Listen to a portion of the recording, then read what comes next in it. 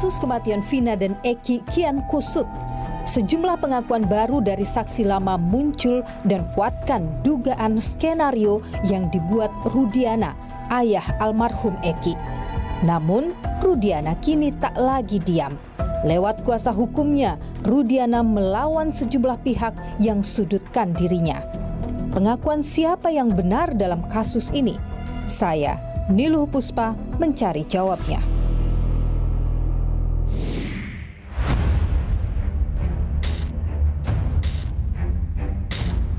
Eki adalah anak kandung kami yang mana menjadi korban.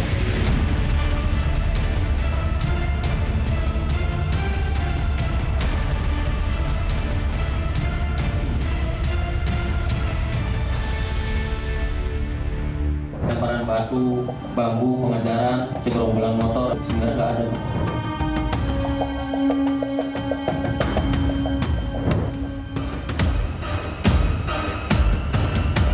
Saya nggak kenal Pak nama-nama pelaku. Terus kata Pak Rudiana, ya udah ntar saya kasih tahu nama-namanya pelakunya. Setelah mereka di Polresta itu dipertemukanlah kemudian dengan Rudiana. Setelah disampaikan begini ya akan yang dituangkan di dalam BAP, ya sudah Dede nggak bisa menolak. Ancaman atau gimana yang dia terima? Jadi dan sudah membuat fitnah di tengah-tengah masyarakat, maka per hari ini resmi kami somasi terbuka saudara Dede. Dede juga mengaku saat menerima surat panggilan dari kejaksaan untuk hadir persidangan, itu Rudiana mengatakan tidak usah datang. Ah, itu karang-karangan dia aja itu. Sekarang ini kemudian ketika Dede membantah itu, kemudian Liga Akbar membantah itu, tersisa hanya keterangan Aib dari yang 3 orang yang saksi melihat ini. Jadi ada lagi yang lain? ada lagi. Kapan akan dibuka itu? Seberapa kuat keterangan ini menjadi titik terang dari semrautnya kasus Vina ini? Keterangan ini sebetulnya bisa jadi membuat terang, atau bisa jadi malah menambah PR bagi penegak hukum untuk memverifikasi kembali, karena ada satu alat bukti tambahan ya, berupa keterangan dari Dede. Kepingan fakta baru hadir dalam kasus kematian Vina dan Eki. Dede Riswanto, sosok kunci yang sempat menghilang, tiba-tiba muncul dan membantah semua keterangannya pada 2016 lalu.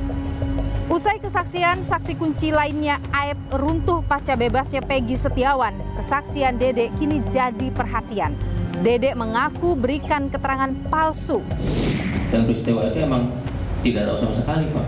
Nah, terus apa kata Rudiana? Dia bilang Pak, ya udah ntar saya kasih tahu katanya. Kalau ke warung itu bener Pak, warung malam hanya membeli rokok. Cuman ada segerombolan anak nongkrong, pelemparan batu, bambu, pengejaran, segerombolan motor ada di situ, sebenarnya nggak ada. Sudah diceritakan sebelum masuk BAP, sudah diceritakan.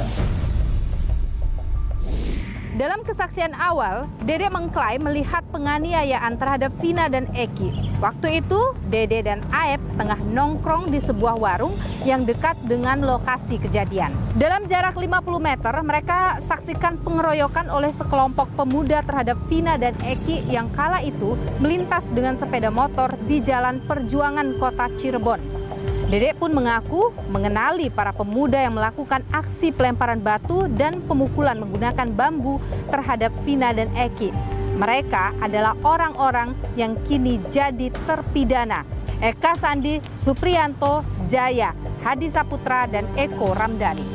Kini Dede merasa bersalah atas kesaksian palsunya pada 2016 lalu yang menyebabkan orang-orang ini mendekam di penjara. Ketika terpidana itu saya mau keluar Pak, bebas. Seperti kehidupan saya kemarin Pak. Karena saya merasa bersalah. Meskipun saya masuk penjara, menggantikan tujuh terpidana itu saya siap Pak. Kesaksian Dede, saudara, membuat Ibtu Rudiana kian tersudut. Kuat dugaan ada skenario yang dibangun oleh ayah almarhum Eki ini. Sebelumnya, saksi bernama Liga Akbar juga mencabut BAP yang ia buat pada 2016 silam. Liga mencabut BAP Juni 2024. Liga menyatakan semua keterangan dalam BAP-nya palsu. Ibtu Rudiana lah yang berikan arahan.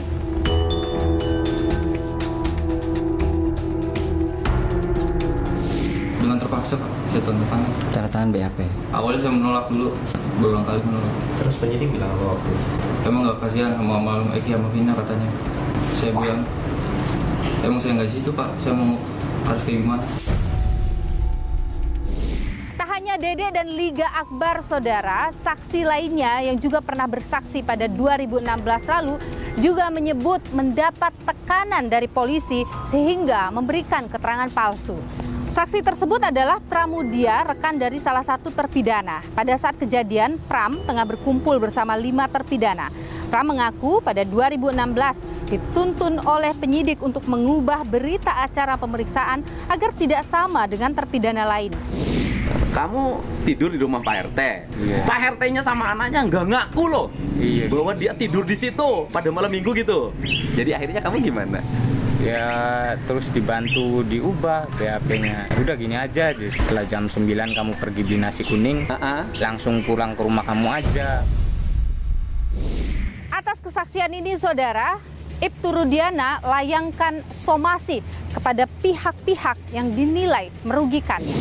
Kami peringatkan kepada saudara Dede, saudara Dedi Mulyadi, dan saudara Liga Akbar segera meminta maaf kepada Bapak Ibtu Rudiana karena saudara diduga telah menyebarkan fitnah dan mencemarkan nama baik serta melakukan penyebaran berita bohong. Apabila tidak ada permintaan maaf itu, kami akan melakukan tindakan hukum. Bareskrim Polri kini mulai selidiki dugaan pemberian keterangan palsu oleh saksi Aib dan Dede. Gelar perkara awal ini adalah tindak lanjut atas laporan 7 terpidana yang diwakili kuasa hukum dari Perhimpunan Advokat Indonesia atau PERADI kepada Aib dan Dede atas dugaan keterangan palsu 23 Juli lalu. Karena kalau kita lihat sekarang sudah adu argumen di luar, padahal fakta penyidikan belum sama sekali kita dapatkan. Karena baru adanya laporan, kemudian laporan itu juga masih akan kita dalami.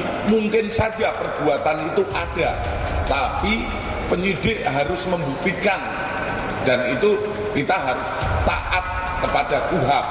Ya, 184 KUHAP harus terpenuhi. Itulah yang nanti akan kita buktikan. Satu demi satu, saksi bersuara dan mengungkap fakta baru. Kapan kasus Vina ini akan terang benderang dan mengapa kasus ini syarat dengan kejanggalan? Sejumlah pihak yang berada dalam kasus Vina juga diketahui meminta perlindungan LPSK. LPSK pun menerima permohonan yang diajukan Saka Tatal dan 5 keluarga Vina. Sementara 9 permohonan terkait dengan kasus Vina ditolak LPSK. Dede Reswanto juga, saudara, ajukan permohonan perlindungan ke LPSK. Apakah benar ada tekanan kepada Dede selama proses pemberian BAP itu? Ikuti saya, saudara. Sekali lagi ya, berani kamu ya. 7 orang keluar, kamu masuk penjara penggantinya mereka. Dan sudah membuat fitnah di tengah-tengah masyarakat, maka per hari ini resmi kami somasi terbuka saudara Dede.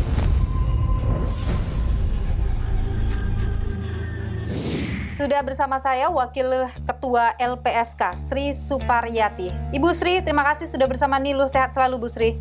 Ya, selamat malam, sehat-sehat. Ya, Bu Sri, saya ingin mengonfirmasi dulu Dede Reswanto benar ya mengajukan permohonan perlindungan ke LPSK? Iya, benar. Oke, sejauh ini sudah pada tahapan apa terkait dengan pengajuan perlindungan ini?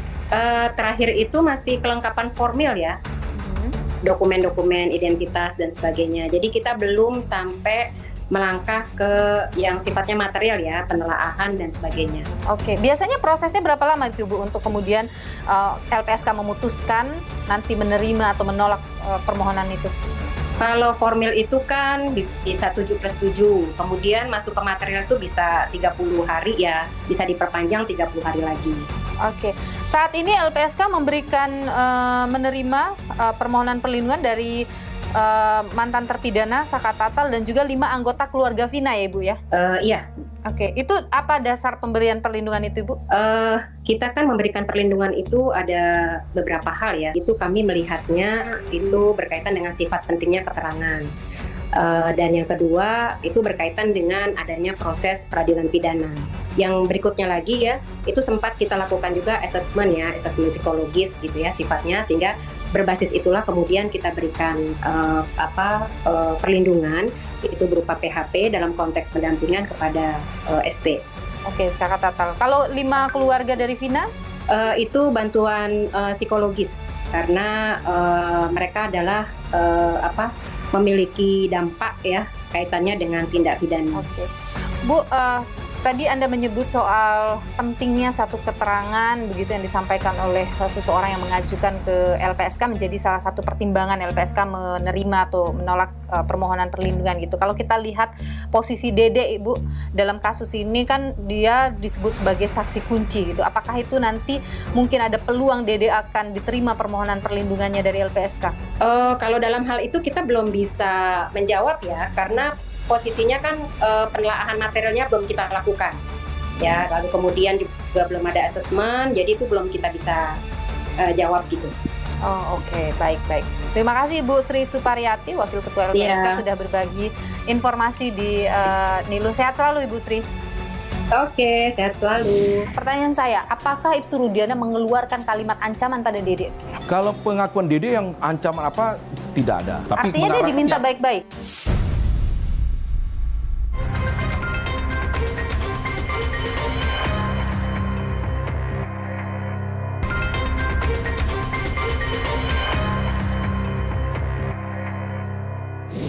Nama pun kan saya dikasih tahu dari luar Pak, suruh nyebutin nama ini. Pak Rudian apa yang ngasih tahu saya? Rudian itu kemungkinan dari AF.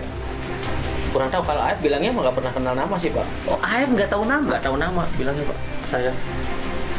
Emang nggak tahu nama sih Pak. Orang saya setahu saya di situ AF juga ngobrol sama orang-orang yang nongkrong di situ nggak pernah.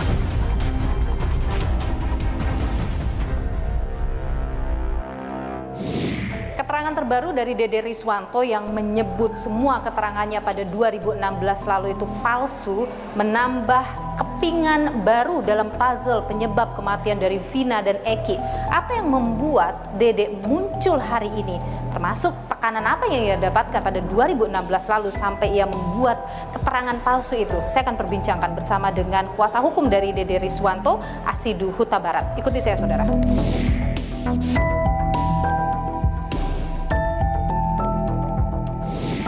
Saya sudah bersama dengan Asido Huta Barat, kuasa hukum Dede Riswanto yang menjadi saksi kunci dalam kasus kematian dari Vina dan Eki. Terima kasih Bung sudah bersama dengan Nilu, sehat selalu. Terima kasih Mbak. Saya ingin tahu dulu, seberapa yakin Anda dengan keterangan dari Dede itu? Dede ini kan tidak berdiri sendiri sebenarnya. Kejanggalan ini begitu banyak sekali. Ini kan rangkaian semuanya. Nah, kita menunggu nih sebenarnya ya ada saksi kuncinya. AF, Dede, Liga Akbar. Liga Akbar sudah mencabut, kemudian Dede nih. Ternyata sama nih sebenarnya peristiwa itu tidak pernah ada. Ditambah lagi sebelumnya kita juga kan sudah sebagai tim peradi itu kuasa dari ada namanya Okta, Teguh, Pram, Udin.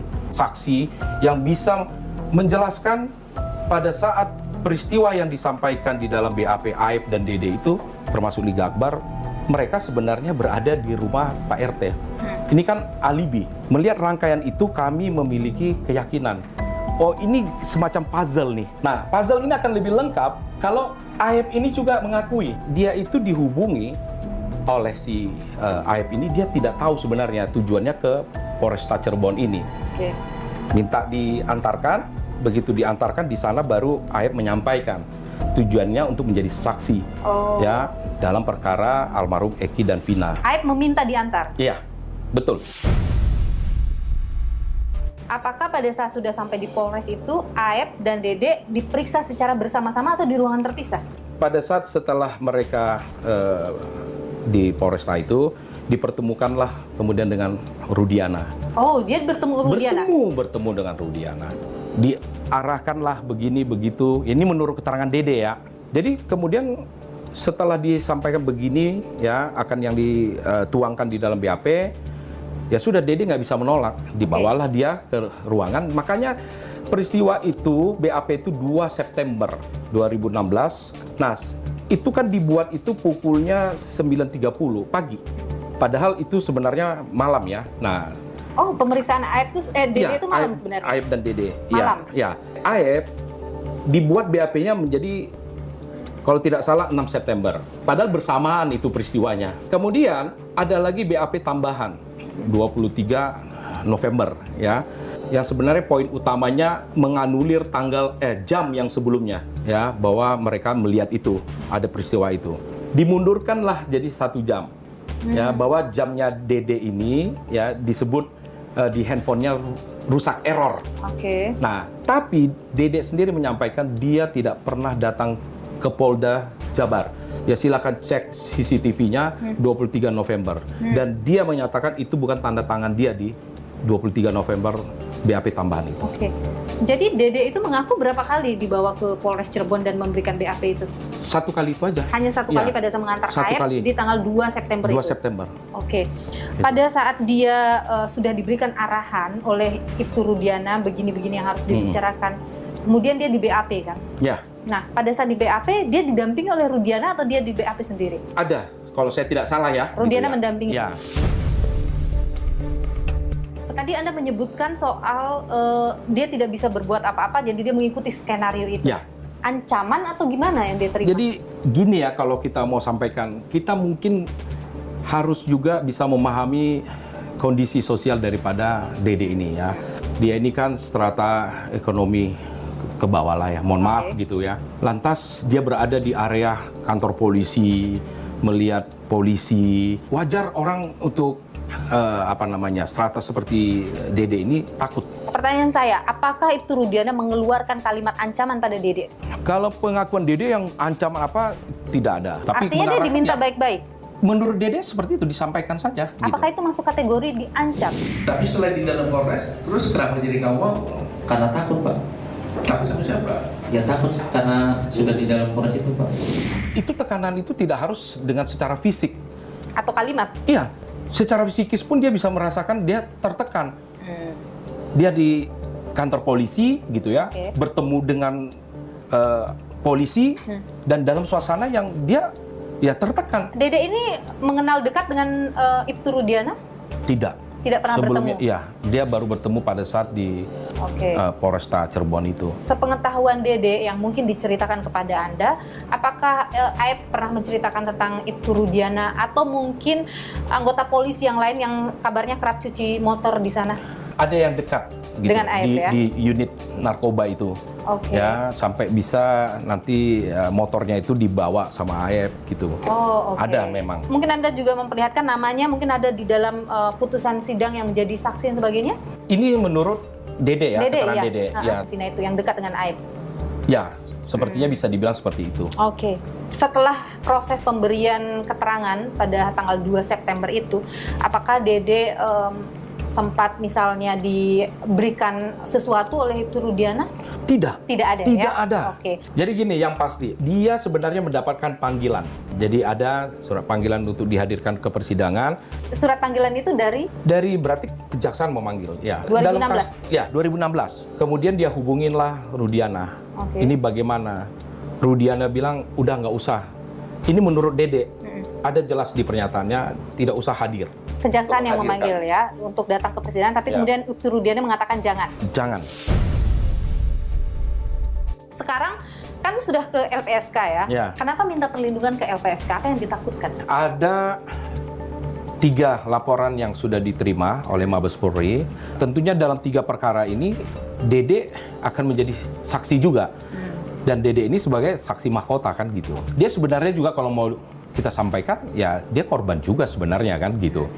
Dalam hal dia akhirnya memberikan keterangan palsu yang mengakibatkan dia bisa diancam dengan hukuman 7 tahun penjara. Atas dasar itu? Atas dasar itu artinya kita mengajukan. Tidak ada ancaman yang membuat dia bisa harus terjadi ketakutan? nantinya kan itu kena ada. Jadi ini antisipasi ke sana ya? Kita khawatir, makanya saat ini kita sangat memprotek lah Dede ini. Baik. Bung Asido Huta Barat, kuasa hukum dari Dede Riswanto dan juga yang merupakan saksi kunci dalam kasus ini. Terima kasih sudah berbagi pandangan di Milo. Sehat selalu. Ya, terima kasih. Ketika Dede membantah itu, kemudian Liga Akbar membantah itu, tersisa hanya keterangan Aib, 3 orang yang saksi melihat ini. Jadi Ada lagi yang lain? ada lagi, tapi itu kita rahasiakan nama-namanya. Kita nggak akan ungkapkan. Kapan akan dibuka?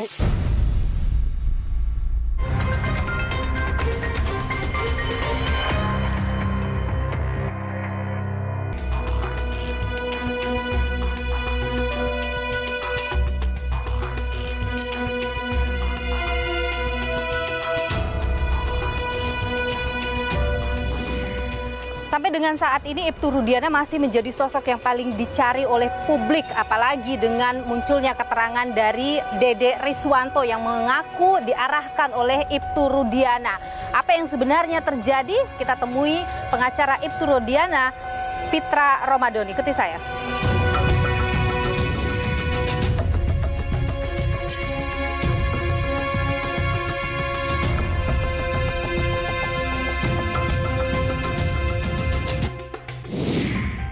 Saya sudah bersama dengan Pitra Romadoni, kuasa hukum dari Ibtu Rudiana. Terima kasih Bung Pitra sudah bersama Nilo. Sehat selalu. Nilo. Bung Pitra, sekarang ini ada yang terbaru adalah bantahan atas keterangan pada 2016 lalu dari saksi Dede. Sebelumnya ada Liga Akbar juga mencabut BAP-nya begitu.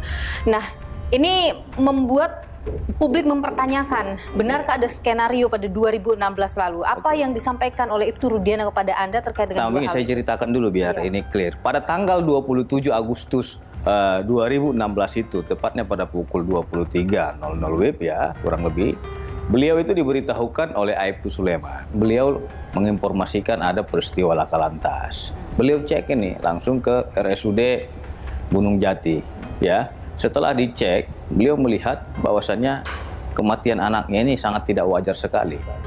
Hari itu langsung meyakini ada ketidakwajaran. Pertama masih beliau ikhlaskan dulu kan gitu, sehingga besoknya itu dimakamkan. Setelah dimakamkan tanggal 29-nya itu dia ingin memastikan apakah kematian anaknya ini laka lantas atau bukan. Berangkatlah beliau ke Polsek Talun. Setelah dilihat dia, motor tersebut tidak rusak. Ini muncul keanehan gitu loh. Katanya laka lantas tapi motor kok nggak rusak. Terus yang kedua, diperiksa helm juga nggak rusak. Bagaimana? Situ dia curiga? Dari situ dia mulai curiga. Habis itu tanggal 30-nya dia berunding dengan keluarga. Jadi keluarga juga sepakat cari informasi terkait dengan kematian almarhum ini. Oke. Sehingga pada tanggal 31 Agustus 2016, beliau ini mencari informasi. Beliau berangkat ke TKP, ya. Disisirlah itu dari TKP itu sampai ke SMP 11. Nah, di pukul 14.00 WIB itu beliau ketemu salah satunya dengan Dede dan Aib. Jadi beliau menceritakan, Dek, pernah nggak kalian melihat ada kecelakaan ini pada tanggal 27 Agustus? Jadi mereka menginformasikan, kalau aksi kejar-kejaran kami melihat itu, dan pelemparan batu juga, kan? Pernah nggak melihat sepeda motor seperti ini? Kata beliau. Ditunjukin. Iya. Itu yang dikejar yang kami lihat itu pada tanggal 27 Agustus. Ini Aib dan Dede bilang begitu? Iya. Dua-duanya. Dede juga menyampaikan itu. Ya, saya juga melihat. Di situ, di tempat kerja. Ada di situ. Saksinya juga ada. Jadi jangan dibilang dia baru ketemu Pak Rudi tanggal 2. Gitu loh. Kan? Selanjutnya? Dek, kalau memang kalian melihat orangnya ini, tolong beritahu saya. Biar nanti saya ingin tanyakan langsung kepada pelaku ini. Apa tujuan mereka sehingga anak saya dikejar dan dilempar batu seperti itu. Pulang beliau, ditinggalin nomor handphone. Oke. Setelah itu pukul 16.00 WIB itu ditelepon beliau sama Aib. Pak, ini orangnya sudah kumpul tuh depan SMP Negeri 11. Berangkat nih Pak Rudiana. Berangkat di sana, sampai di sana diamankan Pak Rudiana, para pelaku ini ya, sehingga dibawalah ke Polresta Cirebon untuk dimintai keterangan. Di sana beliau hanya menanyakan sekitar 15 menit kepada Jaya dan Sudirman. Kemudian setelah dia tanya 15 menit, dia serahkanlah ke Reskrimum sebagai penyidik yang lebih berkompeten untuk mendalami informasi itu. Didalami lagi oleh penyidik terkait dengan perbuatan yang 8 orang ini. Didalami situ sehingga Setelah didalami sekitar pukul 19.00 WIB ya, itu Pak Rudiana disarankan untuk membuat laporan polisi. Oke. Baru terjadilah laporan. Ya, sehingga terjadi laporan polisi. Apa bukti yang dimiliki Ibtu Rudiana sehingga 10 orang inilah pelakunya yang kemudian dibawa ke Jadi Polres? begini, itu adalah pendalaman daripada proses penyidikan. Dan keterangan-keterangan itu dari mulut terpidana sendiri. Siapa-siapa teman dia dan lain-lainnya. Pak Rudiana itu tidak kenal dengan mereka. Akan tetapi di dalam proses penyidikan itu terungkap. Dan Pak Rudiana dulu melaporkan itu penganiayaan dan pengeroyokan. Dan kenapa pembunuhan berencana? Dan kenapa pembunuhan berencana? Itu atas petunjuk dan penelitian daripada jaksa penuntut umum atas peristiwa yang mereka lakukan. Tapi yang ingin juga saya konfirmasi dari Anda yang tentu sudah berbicara dengan klien Anda adalah bahwa 8 orang ini diyakini sebagai pelaku pertama-tama karena ada informasi dari Aep dan Dede yang mengaku melihat Jelas pelakunya. dong, Itu ya pertama ya. Iya. Oke, baru kemudian ditemui oleh Ibtu Rudiana dan ditanyakan dan mereka mengaku. Iya. Mengaku baru dibawa ke Polres. Iya. Di situ ada juga keterangan bahwa anak buah Ibtu Rudiana ada 2 orang. Ini saya baca di putusan ya, bahwa mengamankan CCTV, mengambil CCTV, tapi belum membukanya. Artinya ada proses pengumpulan alat bukti yang dilakukan oleh Ibtu Rudiana dan anak buahnya. Pengumpulan alat bukti kan sudah jelas, ada orang yang sudah meninggal dunia, ada sepeda motor, itu sudah 2 bukti permulaan yang cukup, ada keterangan saksi, helm juga tidak hancur. Jadi mau bukti apa lagi gitu loh. Tinggal nanti setelah bukti permulaan ini ada, penyidik yang mendalami itu. Sekarang ini kemudian ketika Dedek membantah itu, kemudian Liga Akbar membantah itu, tersisa hanya keterangan Aep begitu ya, yang dari yang 3 orang yang saksi melihat ini. Jadi ada lagi yang lain? Ada lagi, tapi itu kita rahasiakan nama-namanya karena kita nggak mau di-framing oleh pihak-pihak yang tidak bertanggung jawab dan tidak mau ditunggangi oleh politisi-politisi. Oke, ada lagi orang lain yang melihat. Itu dari pihak mana? Orang masyarakat sekitar atau bagaimana? Masyarakat ada. Ya? Dan itu kita rahasiakan siapa namanya. Kapan akan dibuka itu? Kita buka itu kepada penyidik, bukan kepada media sosial gitu. Karena kita tidak mau trial by the medsos. Saksi saja di polisi biar digali oleh penyidik. Betul. Bung Pitra, Dede juga mengaku, saya menanyakan ya, kenapa pada saat persidangan itu Dede tidak hadir dalam persidangan, padahal dia adalah saksi kunci. Dia mengaku saat menerima surat panggilan dari kejaksaan untuk hadir persidangan, dia menelpon Ibtu Rudiana dan Ibtu Rudiana mengatakan tidak usah datang. Itu karang-karangan dia aja itu. Bagaimana mungkin, apa kewenangan Pak Rudiana menyuruh orang tidak harus datang? Orang yang sudah dipanggil oleh pengadilan itu wajib datang. Pak Rudiana ini siapa? Beliau hanya pelapor, bukan penuntut umum. Inilah yang mereka bangun framing-framing seperti ini. Pak Rudiana ini adalah tuduhan yang jahat. Jadi tidak benar itu ya? Tidak benar, dan itu sudah kita proses hukum. Oke, melalui somasi yang... Bukan somasi, sudah laporan ke polisi. Ada buat laporan ke polisi? Laporan dilakukan ke polisi kepada siapa saja? Ya, saya sebut inisial aja ya. D, L, D. Oke, sudah masuk ya ke polisi sekarang ya? Alhamdulillah sudah berproses, Mbak. Baik. Ini yang ramai juga adalah banyak publik merasa Ibtu Rudiana harus diperiksa. Ibtu Rudiana harus diperiksa oleh polisi, harus dibongkar apa yang ada masalah. Jangankan pemanggilan, pemeriksaannya sudah dilakukan.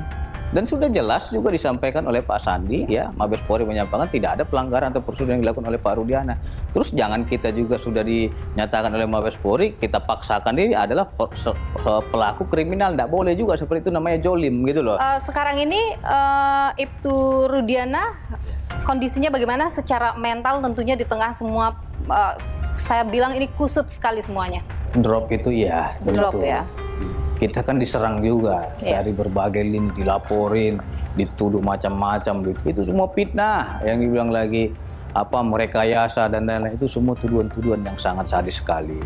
Sulit ditemui. Apakah memang ada instruksi dari atasan untuk tidak bicara, bertemu dengan media? Apapun yang dilakukan tindakan oleh seorang anggota kepolisian, apapun keputusan yang ia ambil harus melalui prosedur dan mekanisme aturan yang berlaku di internal kepolisian. Itu adalah perintah hukum dan perintah undang-undang. Bung Pitra Romadoni, terima kasih sudah berbagi pandangan di Niluh, kuasa hukum dari Ibtu Rudiana. Terima kasih Bung Pitra, sehat selalu.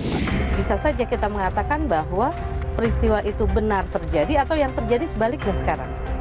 Sesungguhnya peristiwa itu tidak ada. Ada kecurigaan ke arah sana.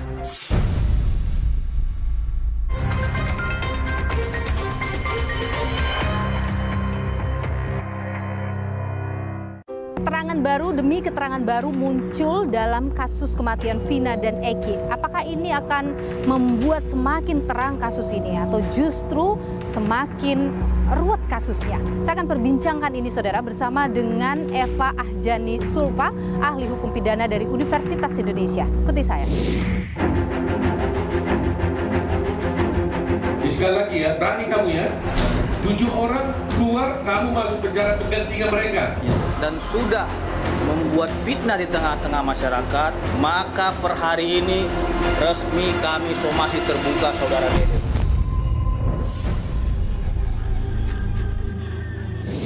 Bu Eva, terima kasih sudah bersama Nilu. Sehat selalu Bu Eva.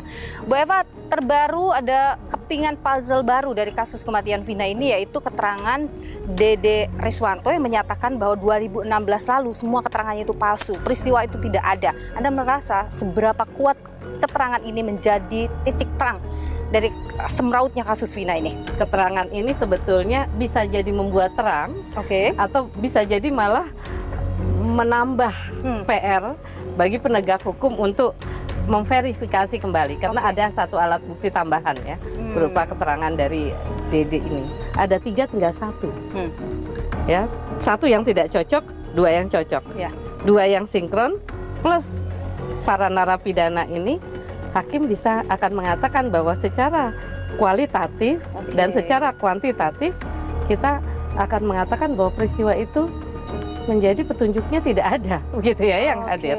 Yang kemudian disorot juga bahwa ketika proses penyelidikan kasus ini 2016 lalu itu minim scientific crime investigation. Bagaimana nih Bu Eva kalau secara hukum ini kita melihat antara scientific crime investigation-nya dengan keterangan saksi ini? Sebetulnya scientific crime investigation adalah satu sistem pembuktian yang menggunakan scientific sebagai alat ukurnya dan biasanya hadir dari yang disebut sebagai keterangan ahli.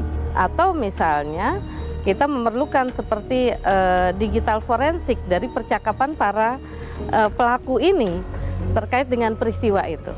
Karena ini pembunuhan berencana. Betul. Kalau kita mau bicara soal digital forensik, soal penyadapan, soal bagaimana kemudian tracking terhadap percakapan-percakapan yang terjadi setelah peristiwa itu yang berhubungan dengan peristiwa kematiannya Vina, saya kira itu harus bisa dilakukan, dan menurut saya itu justru yang penting ya, untuk kita melihat pada pasca peristiwa itu apa yang sebetulnya dilakukan oleh para aktor-aktor, baik aktor yang terlibat langsung maupun aktor yang tidak terlibat langsung dari peristiwa itu.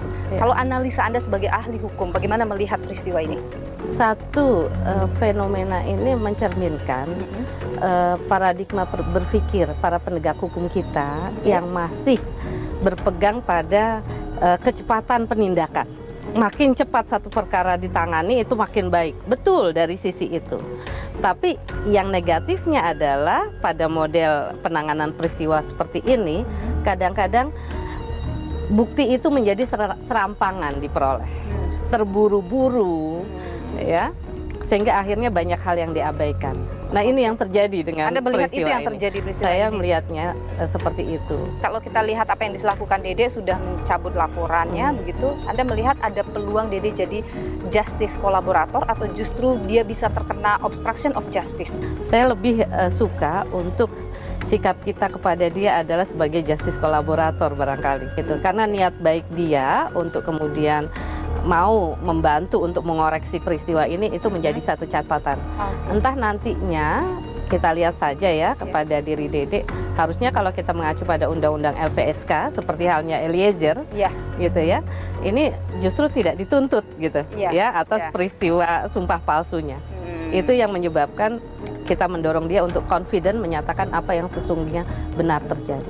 Karena kalau dia diancam-ancam takutnya nanti hatinya bergerak ke arah yang lain lagi ya. Pada 2016 lalu Dede kemudian Aep itu tidak dihadirkan dalam persidangan, padahal dia berusia di atas, maksudnya umurnya 21, di atas 20 tahun lah ya Bu Eva ya.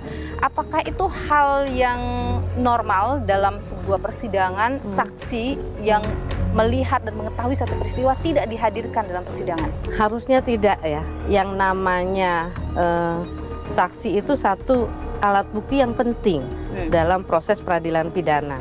Jadi kalau misalnya pada 2016 lalu saksi mahkotanya ibaratnya, saksi kuncinya itu tidak hadir dalam persidangan, tidak memberikan keterangannya, hanya berdasar BAP saja, kita boleh menyebut bahwa proses persidangan itu cacat?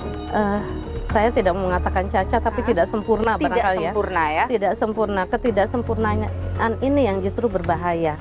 Karena berdampak pada posisi hakim di dalam menyimpulkan tentang peristiwa ini dan menyatakan siapa pelakunya itu menjadi keliru. Oke, dan itu bisa jadi celah untuk memenangkan PK yang diajukan oleh para terpidana mungkin? Saya kira tergantung, kalau menang atau kalah kita tunggu saja ya teman-teman hakim di Mahkamah Agung menilai itu, Mbak Nila. Oke, apakah kemudian ini perlu ditarik ke misalnya karena banyak juga yang meminta konstruksi ulang kasusnya, ditarik kemudian ke Bareskrim atau mungkin MA mengambil alih atau bagaimana?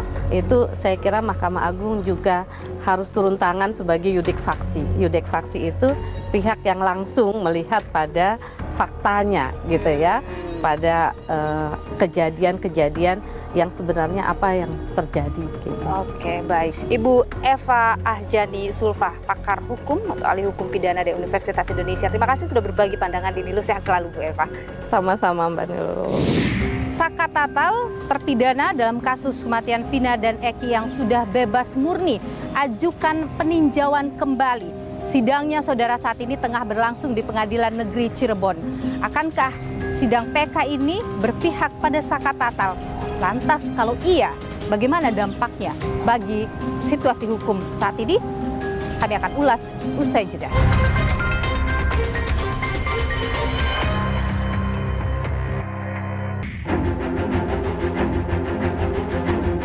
Sekali lagi ya, berani kamu ya.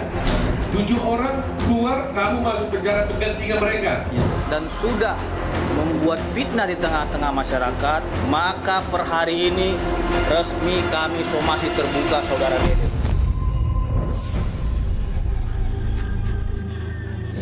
Permohonan pra-peradilan dari pemohon dikabulkan.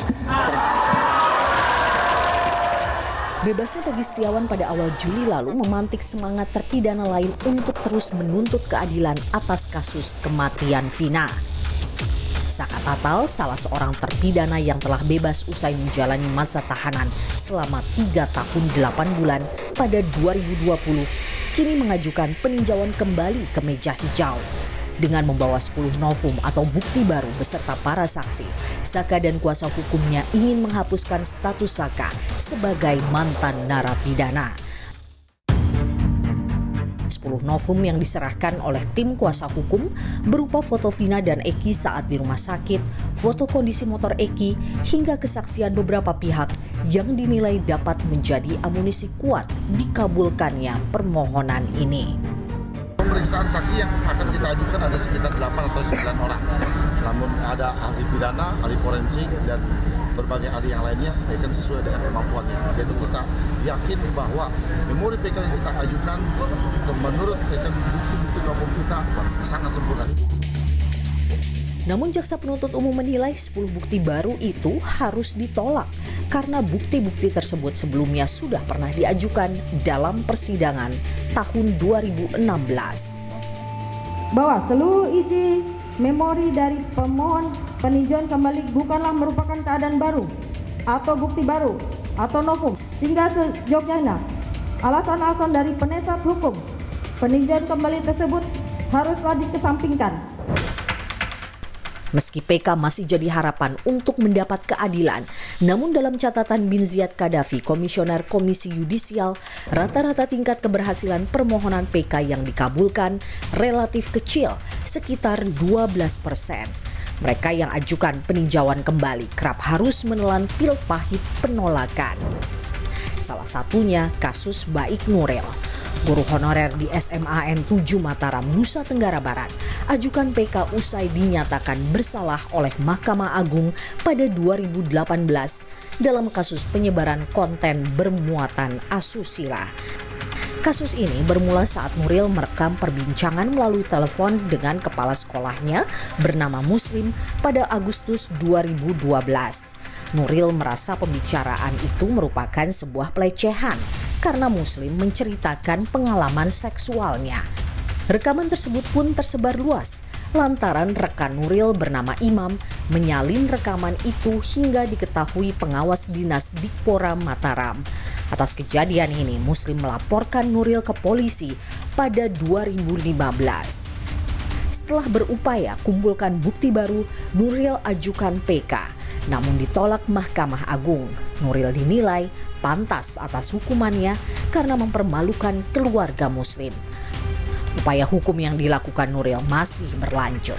Dia didampingi kuasa hukum serta beberapa politisi, temui Menteri Hukum dan HAM Yasona Lauli hingga membuahkan hasil, yaitu pemberian amnesti untuk Nuril.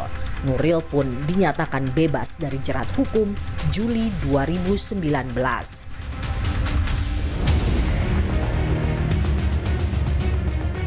Kematian Vina dan Eki sudah menjadi memori. Kesaksian baru yang terus muncul hendaknya jadi sinyal kebenaran harus ditegakkan. Kecermatan dan kebijaksanaan penegak hukum menjadi harapan terakhir agar kasus ini mencapai garis keadilan. Saya Niluh Puspa, sampai jumpa.